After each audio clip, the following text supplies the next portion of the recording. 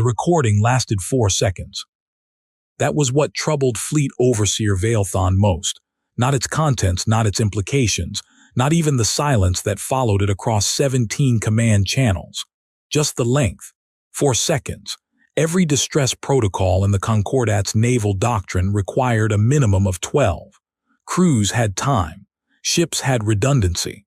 A vessel going dark in 4 seconds meant something the doctrine had never considered. He played it again. Static, a human voice male clipped, almost bored-sounding, 2 words in Terran Standard, then nothing. The translation matrix rendered them as, "It worked." Veilthon set down the data tablet. Outside the window of Concordat Station Lyarth 9, the patrol corridor where TCS Ardent had been running its route 40 minutes ago was empty. Not the emptiness of a vessel that had moved. The emptiness of a vessel that had simply ceased to be a vessel. No wreckage, no energy signature, no distress buoy. He did not yet know about the other ships. He did not yet know that the words, "It worked," had been spoken by a man who had not expected to survive the next 3 seconds. He did not yet know that the Concordat had made a mistake 11 days earlier that it could not unmake. A mistake that had, in the language of human mathematics, already compounded past the point of correction. He only knew that a human ship was gone, and that someone on that ship had sounded relieved about it. 11 days earlier, the vote had been unanimous. Not unusual for the Concordat. Unanimity was a point of institutional pride, 47 species, 400 years of sustained cooperative law, and a legislative body that had not fractured on a major resolution in 63 years. The 17 architects of the founding charter had built something that worked, something stable, something, as the presiding chair Magister Orensal liked to say during address, *proportionate. The resolution was called CR 7741. Its formal title was 19 words long and contained 3 subordinate clauses that existed specifically to soften its meaning. In practice, in the way that human journalists immediately translated it and broadcast it across the Sol relay network within 6 minutes of the vote, it meant one thing. Human propulsion technology was now illegal. Not regulated. Not restricted pending review. Illegal. Banned under Concordat law with enforcement authority granted to any member fleet operating within 30 light minutes of a registered Concordat transit lane. The stated reason was safety. The drive technology humanity had developed, their so-called fracture drive formally designated in Concordat records as Terran Anomalous Propulsion System, Class Indeterminate, generated a resonance signature that interfered with standard fold space communications across a radius of approximately 4 light hours. Every time a human ship activated its drive, a bubble of interference expanded outward at the speed of the effect, temporarily blinding nearby vessels and stations. The Concordat called this a hazard. 3 member species called it something closer to a weapon. The humans called it a side effect they were working on. None of that mattered after the vote. CR 7741 passed. Human vessels would be required to decommission their primary drives within 40 standard days and transition to licensed Concordat standard fold technology that happened to be manufactured exclusively by a consortium in which 2 of the 3 species who called the drives a weapon held majority interest. The humans would note this detail loudly, in every diplomatic forum available to them. It would not change the vote. They knew what they were voting on, said Captain Mayra Vasquez, standing in the operations room of Earth's embassy station, reading the resolution text on a screen that had just finished loading. Her voice was controlled in the way that things are controlled when what they're controlling is considerable. They knew exactly. Behind her, her technical attaché, a 26-year-old engineer named Daishi Akafer, who had been awake for 31 hours, was already pulling up a different file. The vote was 11 days from now in their calendar, Daishi said, which means they scheduled enforcement to begin. Immediately, Vasquez said. The moment the resolution transmitted. She turned away from the screen. She looked at the wall for a moment, not at anything on the wall, just at the wall itself. And then she said, very quietly, "How many ships do we have in Concordat space right now?" Daisy checked. 63 registered civilian vessels, 14 naval escort, 2 deep survey research ships that aren't technically. 79 ships, Vasquez said. 79 ships that just became criminals. The first misinterpretation happened within hours. Concordat patrol cruiser *Surith's Hand intercepted the civilian freighter Cowalxic's Promise at the edge of the Lyarth corridor. A standard cargo run, 3-person crew, hauling compressed atmosphere processors to a mining station that couldn't legally buy them elsewhere. The Cowalxic's Promise received the broadcast of CR7741, confirmed receipt, and then, according to the sensor logs, immediately activated its fracture drive and accelerated away from the intercept at maximum capacity. This was logged as attempted evasion of lawful Concordat enforcement. Fleet Command issued a pursuit order. What the sensor logs hadn't captured, because the sensor package on Surith's Hand wasn't calibrated for human biosigns, was that the Cowalxic's Promise *S pilot, a woman named Yuki Sato, had received the resolution text, read the 40-day decommission window, read the immediate enforcement authority, and experienced what her crewmates would later describe as a 2-second crisis of faith followed by a decision. She hadn't been running. She'd been racing to the mining station to deliver the atmosphere processors before enforcement could impound her cargo, because there were 412 people on that station breathing recycled air from tanks that were at 61% capacity. She hadn't told anyone this. She hadn't broadcast her intentions. She just activated her drive and gone. The Surith's Hand caught her 3 hours later, on the far side of the transit lane, sitting stationary at the mining station's cargo dock with her drive fully powered down, crew outside the ship in transparent compliance posture, waving. The cargo had already been unloaded. "We don't understand," said the Surith's Hand *S senior officer, a Threnali named HFY, reviewing the intercept footage afterward. "She knew we were coming. Why stop running?" His tactical officer said, "She wasn't running, sir." HFY stared at the frozen image of the human woman standing on a cargo dock, waving at a pursuing warship with the mild expression of someone who had finished an errand. Then, what was she doing? Nobody had a good answer. He filed the report anyway. Human vessel activated illegal drive in defiance of CR7741. Vessel subsequently complied with boarding. No contraband, no weapons, cargo delivered. Reason for flight, unknown. It was the last word, *unknown, that would eventually appear in 43 separate incident reports over the next 9 days. 43 times, human vessels did something that made complete and obvious sense to the humans involved, and complete and baffling nonsense to the Concordat officers documenting it. The second misinterpretation was louder. The Ardent, the same TCS Ardent that would later go silent in 4 seconds, was a naval escort vessel assigned to protect the deep survey research ship Ptolemy's Line as it completed its final data collection pass before returning to Sol. When the enforcement broadcast reached them, Ptolemy's Line was 3 days from completion. Its captain, a geologist named Dr. Marcus Webb, who had spent 8 years collecting tectonic data from a planet that Concordat science had dismissed as geologically inert, politely requested an exemption extension. The request was denied in 40 minutes, form denial, no named signatory. Vale Thon, reviewing this interaction from Station Lyarth 9, had noted it with mild satisfaction. Procedure working as intended. Concordat law applied uniformly. 3 hours later, Ptolemy's Line resumed its survey pass.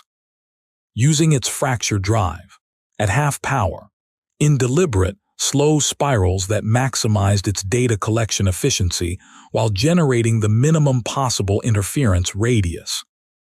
This was logged as deliberate defiance of CR7741, escalation recommended. 2 Concordat patrol cruisers were redirected to intercept. When they arrived, Ptolemy's line was still running its survey pass. The Ardent had positioned itself between the cruisers and the research vessel, not an aggressive position. Sensors confirmed no weapon locks, shields at standard setting. Just in the way. TCS Ardent, stand down and permit boarding of Ptolemy's line. The response came from Ardent S Captain. His name was Commander Lena Park, and Veilthon, reading the transcript later, would spend a long time on her exact words. We'll comply as soon as Dr. Webb completes his final pass. 72 minutes. He's been out here 8 years. 72 minutes. The cruisers held position. Ptolemy's line completed its pass in 71 minutes and 40 seconds.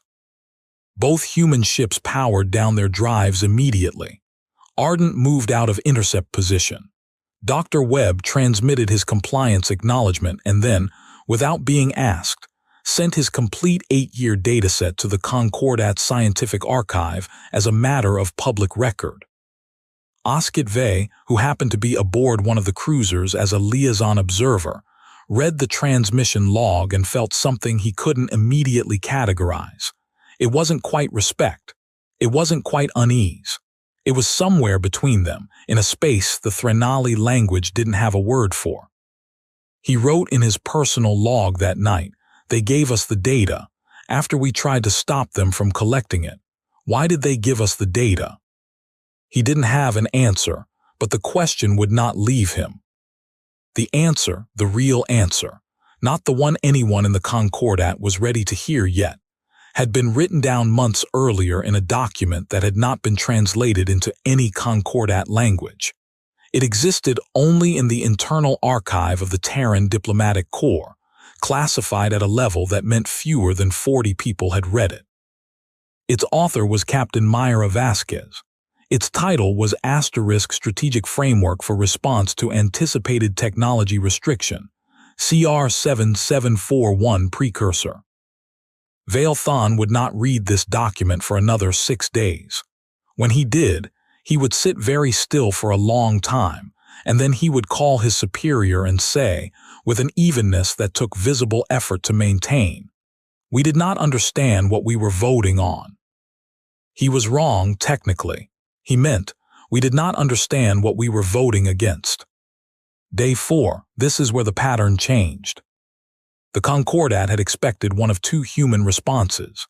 Either compliance, ships decommissioning their drives, falling into the standard fold technology licensing system, accepting the new operating reality, or defiance, concentrated and obvious, easy to locate and easier to suppress.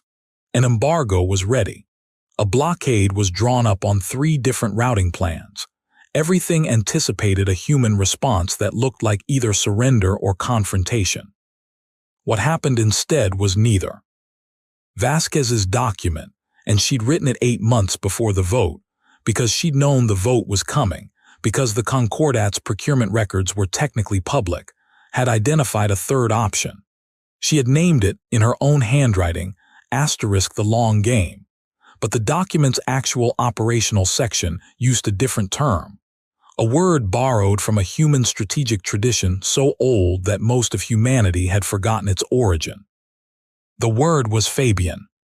Across the 9 days following CR7741, 79 human ships in Concordat space did not fight and they did not surrender. They moved. They rerouted.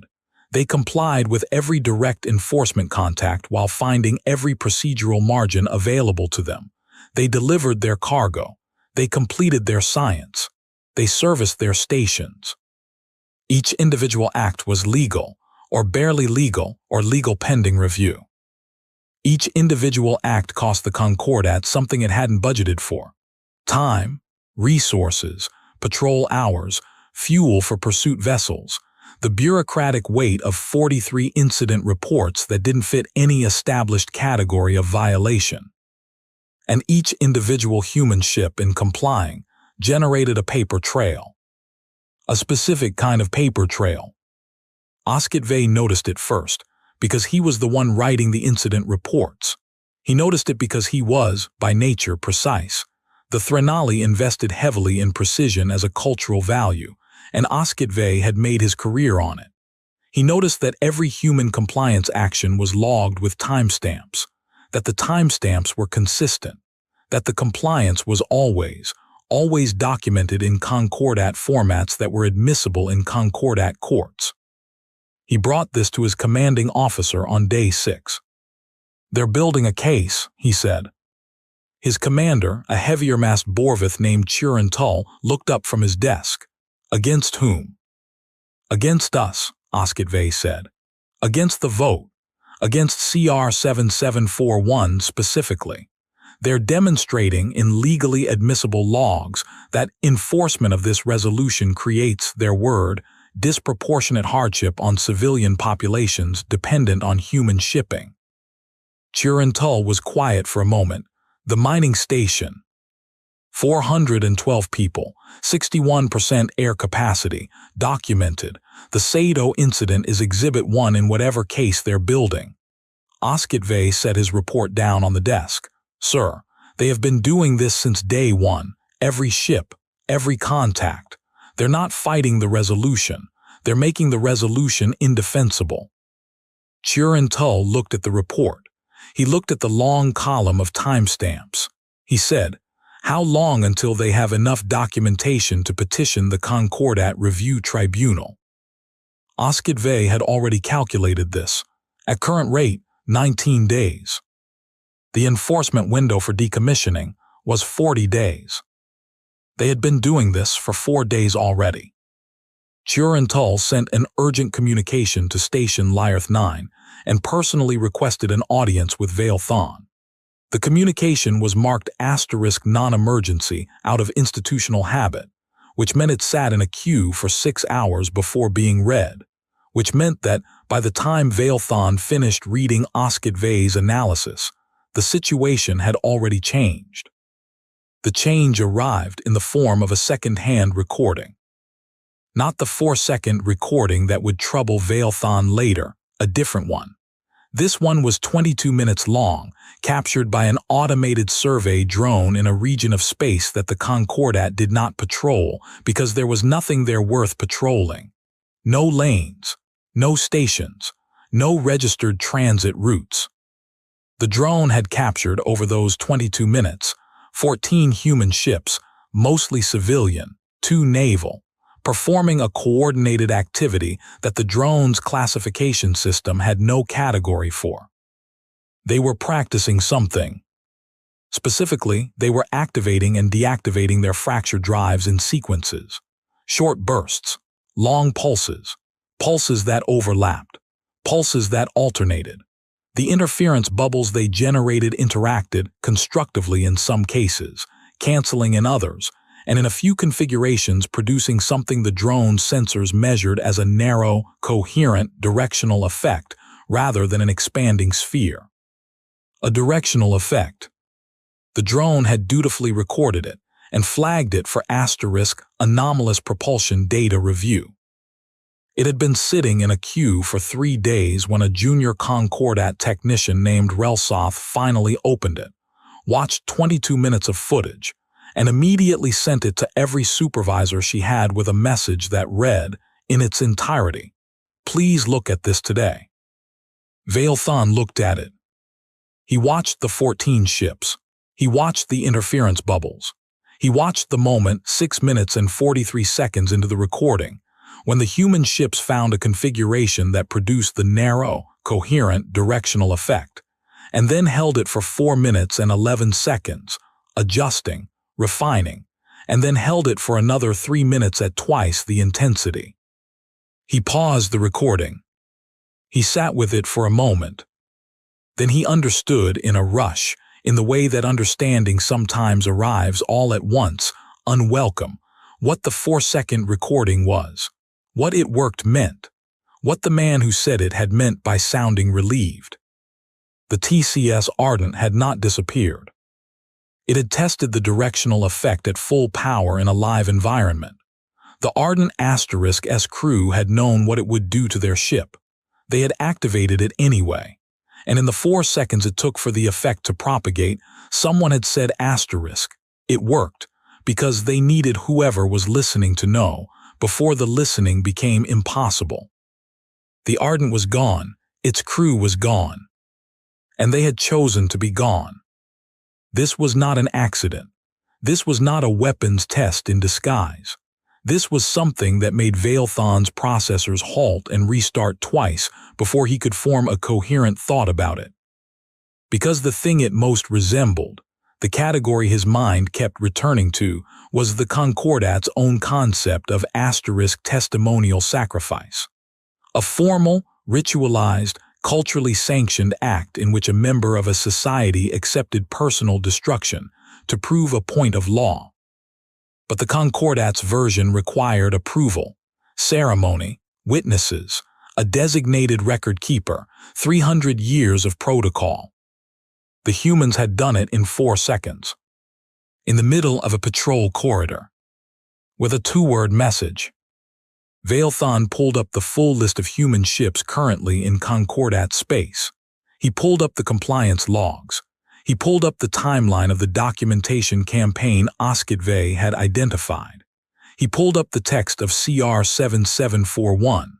He looked at all of this together for a long time, and then he opened a direct channel to Magister Orensal's office on the Concordat Capital Station. "Magister," he said, when the channel connected, "I need to request an emergency session of the review tribunal." "On what grounds, Overseer?" Veilthon chose his next words with the precision that a moment like this required. "On the grounds that CR 7741 may have been enacted against a species we did not correctly identify." There was a pause. Meaning, Veilthon said, "that we voted to ban their technology, and they responded by demonstrating that the technology is the least dangerous thing about them." The emergency session was granted. It would take 4 days to convene. In those 4 days, the documentation campaign continued. 3 more human ships generated incident reports. One of those reports included footage of a human crew manually towing a Concordat emergency relay beacon, which had gone offline due to a power fault, back into operational range, using their ship's docking arm, in a region of space that the Concordat had no other vessels available to service. They had done this at cost to their own schedule, at cost to their fuel reserves, in technical violation of CR 7741's prohibition on fracture drive use, because the towing maneuver required low-power drive activation to maintain position against a slow gravitational gradient. The incident report flagged the drive use as a violation. The beacon was back online. It had already been used once by a Concordat vessel in the area before the report was filed. HFY wrote at the bottom of the report, in a section nominally reserved for *additional observations*, "I am uncertain what enforcement action is appropriate here. I am uncertain that enforcement action is appropriate here." It was the first time in his career he had written something in an official report that he wasn't certain was correct. He submitted it anyway. He thought Veilthon should see it. The emergency session had been scheduled for day 14 since CR 7741. On day 12, something happened that nobody, not Vasquez, not Veilthon, not HFY, not the 47 species of the Concordat had planned for. Commander Lena Park came back. Not the Ardent *. The Ardent was gone and would not come back, but Commander Lena Park, who had been on the Ardent *S bridge when the directional effect test activated, who had been one of the 11 crew members who had said "it worked," arrived at Station Lyarth 9 aboard an emergency life pod. A life pod, manual propulsion only, No fractured drive. No fold technology. Just chemical thrusters and a solar sail and a journey that had taken her 11 days and burned through her suit's oxygen recycler twice, and which had deposited her at the station's emergency dock looking like someone who had been in a very small container for 11 days. The station medic, a Threnali like HFY, documented her physical condition before treatment. She shared the document with HFY because she thought he should see it. He read it. Then he read it again. She had deliberately taken a life pod instead of a shuttle. Life pods had no drives. Life pods were explicitly exempt from CR 7741.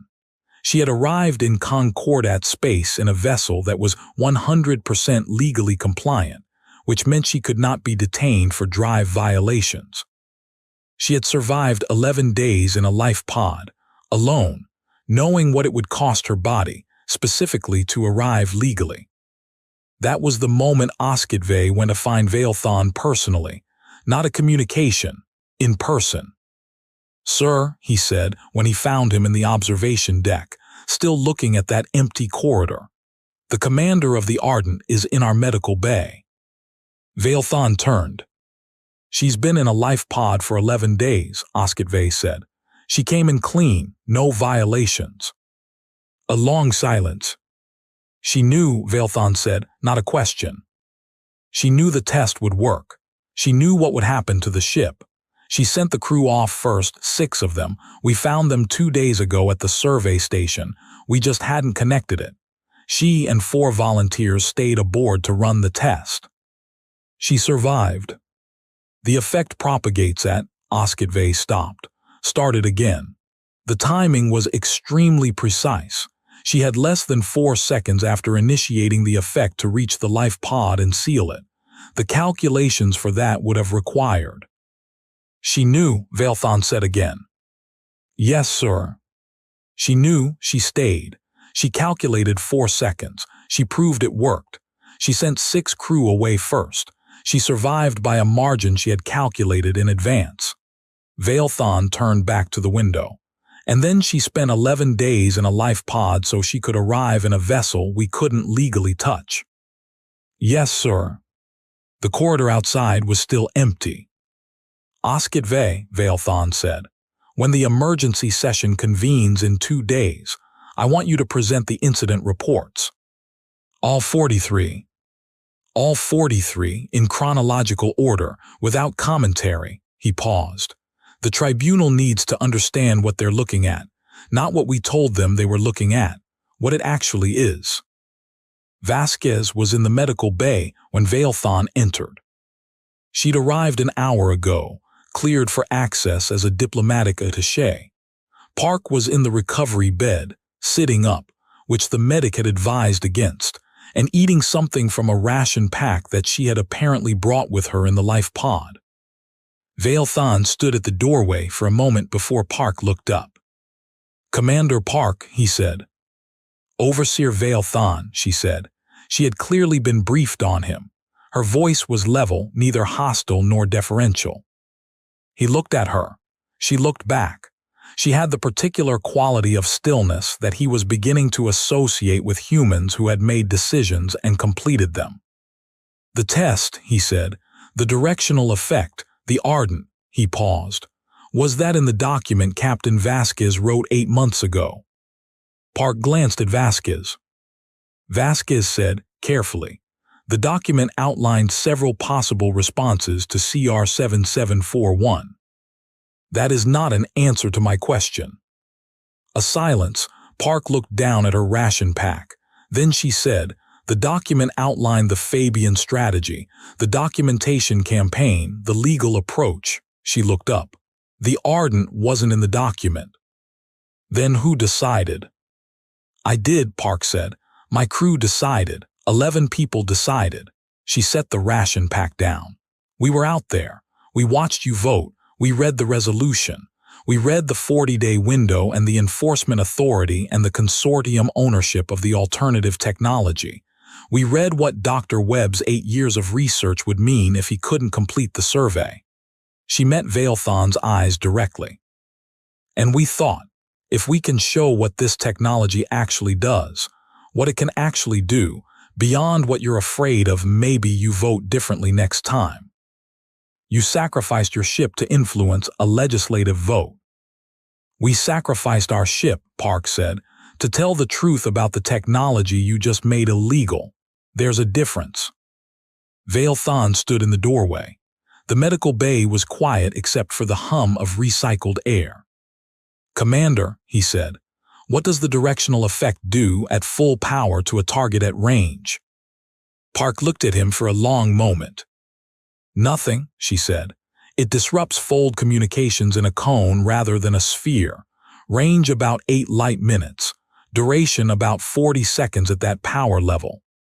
That is a significant tactical. It blinds ship's communications. Temporarily, it cannot damage a hull, it cannot harm a crew, it cannot destroy a vessel." She paused. "Which is what we've been trying to tell you since we first registered the interference effect with the Concordat Science Council 14 months ago. We filed documentation. We requested a joint research review. We sent you data." The evenness in her voice did not break, but it shifted just slightly toward something underneath it. "You voted instead." The silence this time lasted longer. Vale Thon looked at Vasquez. Vasquez looked back at him with an expression he was learning to read, the expression of a human who knew something, had known it for a long time, and was now waiting for someone else to catch up. "The documentation you sent," he said, 14 months ago. "It's in the Concordat Science Council archive," Vasquez said. "Publicly accessible, officially unreviewed." He knew before he asked what the answer would be. He asked anyway. "Who sits on the Science Council Review Board for Propulsion Technologies?" Vasquez told him.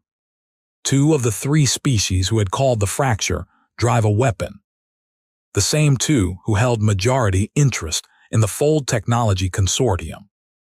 Vale Thon was very still for a moment. He had the sensation of a structure he had believed was solid revealing its foundations, one strut at a time, not collapsing, just becoming visible, becoming something he could see all the way down. 43 incident reports, he said, to no one in particular. 47, Park said. You missed 4 from the outer relay stations. I counted. He looked at her. I had 11 days in a life pod, she said. I had a lot of time to count. The tribunal convened. HFY presented the reports, chronologically without commentary as instructed. It took 9 hours. In those 9 hours, the tribunal saw the mining station and its 412 people, Dr. Webb's 8 years, the relay beacon, towed back to life by a crew that violated a law to keep Concordat ships safe, the 14 ships in the empty region of space, refining a technology for 22 minutes, discovering something and not weaponizing it. 47 instances of humans navigating enforcement with such precise, documented, legally watertight compliance that each incident was simultaneously a violation and a demonstration. A demonstration of what exactly? That was the question that produced the longest silence in tribunal history. 11 minutes and 40 seconds, unbroken, all 47 species represented. Then a Borvith elder named Churin Tull, HFY's commander, who had never before addressed a tribunal session directly, said, in a voice that was not quite steady, I would like to formally note that in 43, I am told 47 encounters with human vessels under enforcement conditions. No human vessel discharged a weapon. No human crew threatened violence. No human representative demanded in any communication that the Concordat reverse its decision. He stopped. They just kept working, he said. They kept delivering things, fixing things, documenting things. They built a legal case, a scientific case, and a moral case simultaneously, with fewer than 80 ships in less than 2 weeks while being pursued by our fleet. He looked around the chamber. I would like to know, officially, why we assumed that species was less sophisticated than us. Nobody answered.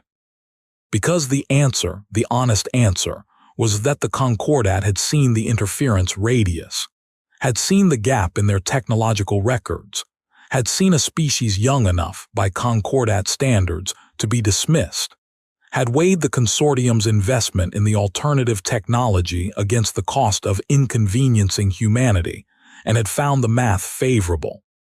The math had not been favorable. The math had been, in a way that nobody at this table had correctly anticipated, catastrophically wrong. CR 7741 was suspended pending full review. The Science Council's review board was restructured. The 14 months of unread Terran documentation on the fracture drive was formally entered into the record. A joint research commission was proposed. These were procedural facts. They would be reported as procedural facts. They would be entered in the history of the Concordat as a regulatory correction, a procedural error, an institutional adjustment. What would not be in the official record was the conversation Veilthon had with HFY afterward, standing in the corridor outside the tribunal chamber, where the air recyclers hummed and nobody else was present. She counted, Veilthon said. HFY didn't need clarification. Yes, sir. 11 days in a life pod, and she counted every incident report. He looked at the wall. While she was recovering from, he stopped, started again. The medic's report said she had 2 fractured ribs from the pod's emergency sealing mechanism. She counted 47 incident reports with 2 fractured ribs in a box. Yes, sir. Not because it helped her, not because she needed the count. She already knew. He shook his head. She counted because it was the thing she could do in the place she was in with the resources she had. HFY was quiet for a moment. Then, sir, there's something I didn't include in the tribunal presentation. Veilthon looked at him. Dr. Webb's dataset, the 8-year survey of the planet the Concordat classified as geologically inert. HFY pulled out a data tablet. He published it, the day after the *Ardent* test, full public release. He handed the tablet over. It's not geologically inert. Veilthon read. He read for a while. His eyes moved down the document slowly, then stopped. Then he read that section again. The tectonic signatures, he said.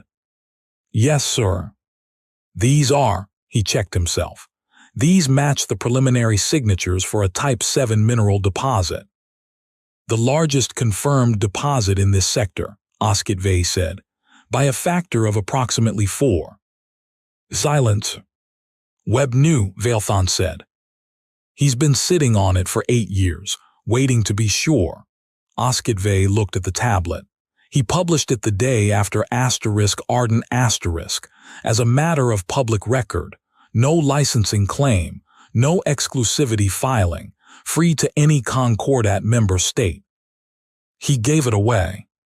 The day after a human ship was destroyed, demonstrating a technology his government had just been ordered to dismantle. HFY paused. I don't know what to do with that, sir. I've been thinking about it for 2 days, and I genuinely do not know what to do with it. Veilthon handed the tablet back. He looked at the corridor, at the nothing particular that corridors contain. They don't do things for one reason, he said. It wasn't quite a conclusion. It was the shape of something he was still arriving at. They don't have a plan and a backup. They work in layers. Every action is 5 things at once. The documentation campaign was a legal strategy and a moral argument and a delay tactic and a precedent-building exercise and a demonstration of character, all simultaneously. And they didn't coordinate it through a central command. 79 ships, different captains, different circumstances, and they all. He stopped. He stopped because he had just understood something that made the hair along his forearms. A threnally physiological stress response, usually triggered by proximity to extreme danger, rise and stay raised. They didn't coordinate, he said, not in detail, not ship by ship. He looked at HFY. They shared a document, they shared a philosophy, and then they trusted each individual human to execute it correctly given their individual situation. HFY met his eyes. He had already been here. He had arrived here 2 days ago and had been waiting. They distributed the decision-making, Veilthon said, intentionally so that no central command failure could unravel it. No interception of a coordination signal could stop it. No targeted enforcement could collapse it. He breathed. 79 ships, 79 captains, one philosophy, and the trust that the humans in each situation would do the right thing for that situation. He paused. Lena Park wasn't in the document. She was a person who understood the philosophy well enough to extend it by herself, with her crew, with 11 people, in 4 seconds, in a direction no one had planned for. The corridor was still. And it worked, HFY said quietly.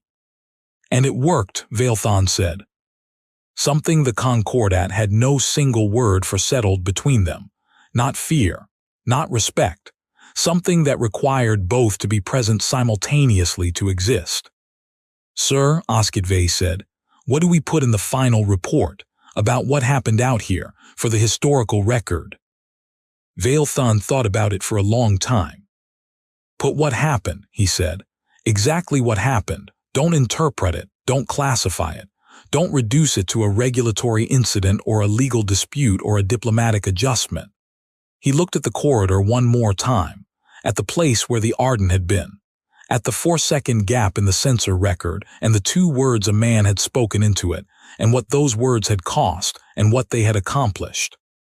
Tell them, he said, that we passed a law and in 12 days without firing a weapon.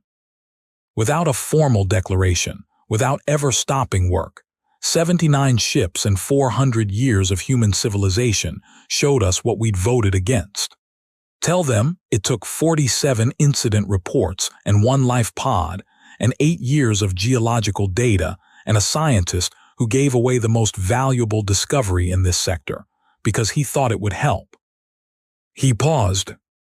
And tell them that the part we still don't fully understand is why it didn't cost them more, why they didn't demand more, why, when they had everything they needed to make us look monstrous, they kept repairing our relay beacons and towing our buoys and sending us their data. He shook his head. I don't know what to do with that either, HFY, but I think we should write it down exactly as it is and let whoever reads it struggle with it the same way we have. Because I think struggling with it is, I think that might be the point. Park was discharged from the medical bay 2 days later. She walked out carrying a ration pack she hadn't finished, and a datapad with a message from Dr. Webb that she hadn't yet read. She stood in the corridor outside the medical bay for a moment, breathing station air that was slightly stale, looking at the flow of beings moving past her. Threnali, Borvith, 6 other species she could name on sight, and 3 she couldn't, going about the ordinary physics of a station going about its business. She read the message from Webb. It was 4 sentences. It said that the Joint Research Commission wanted his full data set. It said he was going back out. It said the planet had more to show. He'd barely scratched the surface in 8 years, he said, and the deep core surveys would take another decade at least, and he was 63 years old and he'd probably need a younger team. It said, you should come. Bring someone who isn't afraid of a long job. Park stood in the corridor and read the message twice, the way Veilthon had read the geological report. Then she put the datapad away and started walking. She had a crew to rebuild. She had a commission to file for a new ship. They wouldn't give her the Arden back, obviously, because there was no asterisk Arden to give back. There was only what the Arden had left behind, which was a 4-second gap in a sensor record and a 2-word message, and a change in how the Concordat saw the species that had produced it. She had a lot to do. She walked like someone who knew that. Somewhere behind her, in the tribunal chamber that was slowly emptying of its 47 species, the historical record was being updated. Somewhere ahead of her, in the cold and the distance, a planet was sitting on 8 years of verified data, and a decade more of questions and a team not yet assembled and work not yet done. She had fractured ribs. She had 11 days of life pod residue in her joints that the medic had called asterisk significant soft tissue stress. She had a ration pack she hadn't finished. She walked anyway. Because that was, as Veilthon had finally written in the report he submitted that afternoon, the thing the Concordat's 400 years of accumulated wisdom had failed to model correctly about humanity. Not their technology, not their strategy, not their legal acumen or their distributed decision-making or their geological surveys or their relay beacon maintenance. The thing the Concordat had failed to model was simpler than all of it. Every rational civilization at some point calculates the cost, weighs the suffering against the possible return, accepts the rational conclusion and adjusts. Every rational civilization in the Concordat had, at some point in its history, stopped. Humanity had built, across its entire recorded existence, an almost complete inability to correctly identify the moment when stopping was the logical choice. They felt the cost. They counted it exactly. They sat with it in life pods for 11 days with 2 fractured ribs and counted incident reports and thought about what came next. And then they walked down the corridor anyway. The galaxy would spend a long time deciding whether this was their greatest flaw or their most dangerous gift.